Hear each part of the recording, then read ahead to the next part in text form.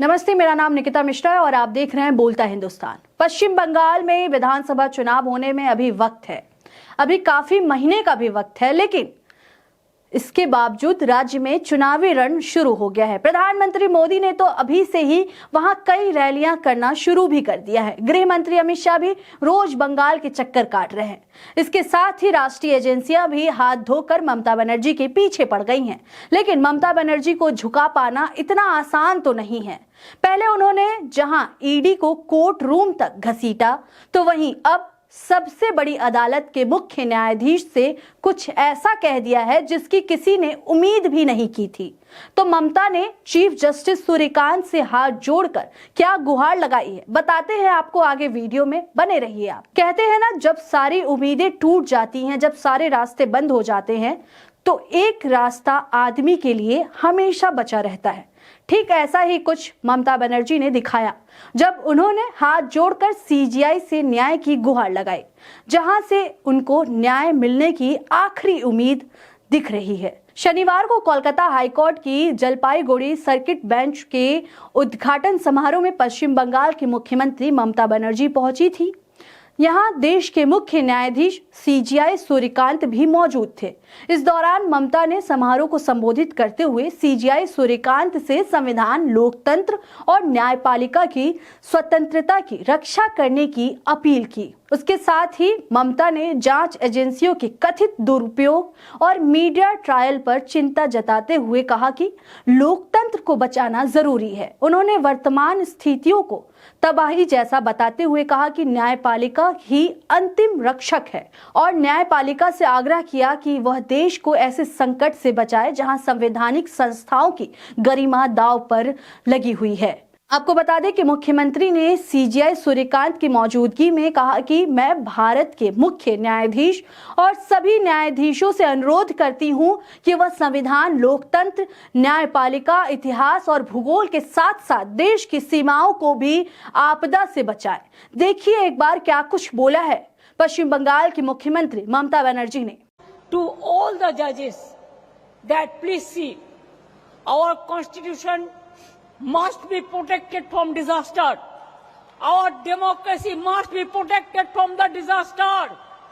Our safety, our security, our history, our geography, our boundary, all should be protected.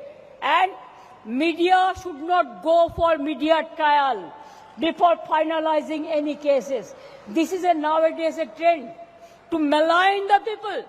And please see, there are so many agencies are defaming, deliberate attempt to defame.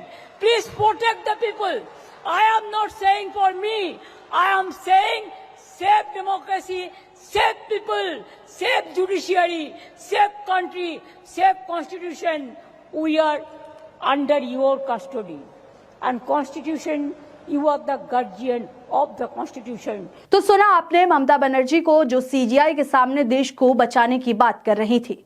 बहरहाल, जब भी किसी गैर BJP या यूं कहें कि गैर एनडीए वाले राज्य में चुनाव होता है, तो अपने आप में देश की एजेंसियां उस राज्य के मुख्यमंत्री और मंत्रियों के पीछे एक्टिव हो जाती है। खोज खोज कर विपक्ष के खिलाफ मामले निकाले जाते हैं, उन पर आरोप लगाकर उन्हें बदनाम करने की कोशिश की जाती है। और कुछ दिनों पहले आपने देखा था कि कैसे ईडी और पश्चिम बंगाल सरकार के बीच तनातनी हो गई थी। इसी कार्यक्रम में मुख्यमंत्री ममता बनर्जी ने सीजीआई से साफ कहा कि एजेंसियां जानबूझकर लोगों की इमेज खराब करने की कोशिश कर रही है। मुख्यमंत्री ने अपील की है कि जांच एजेंसियां किसी नागरिक को जानबूझकर बदनाम करने की कोशिश न करे। उन्होंने साफ किया है कि यह बात वो व्यक्तिगत तौर पर नहीं, बल्कि लोकतंत्र, जनता और संविधान की रक्षा के लिए कह रही हैं।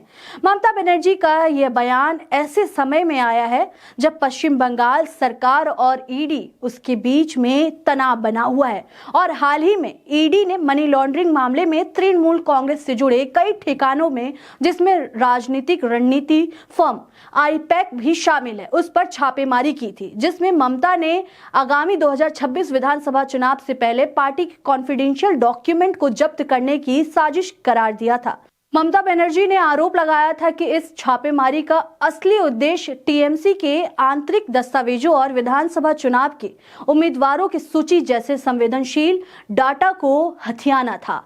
आपको बता दें कि ममता खुद प्रतीक जैन के घर पहुंची और वहां से लैपटॉप और दस्तावेज ले गई, जिसके बाद ईडी ने उन पर काम में बाधा डालने का आरोप लगाया। वहीं मुख्यमंत्री ने मीडिया ट्रायल की बढ़ती प्रवृत्ति पर भी कड़ा प्रहार किया है। उन्होंने कहा कि मामला अदालत में सुलझने से पहले ही मीडिया लोगों को दोषी ठहराने लगता है, जो एक खतरनाक चलन है।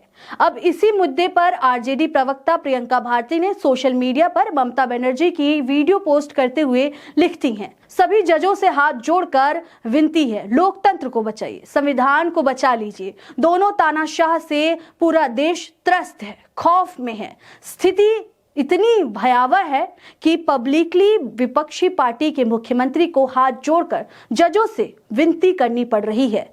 अघोषित आपातकाल। आपको बता दें कि ममता बनर्जी जानती हैं कि आने वाले 2026 के विधानसभा चुनाव से पहले दबाव और तेज होगा। केंद्र सरकार, राष्ट्रीय एजेंसियां और राजनीतिक विरोधी पूरी ताकत के साथ मैदान में हैं।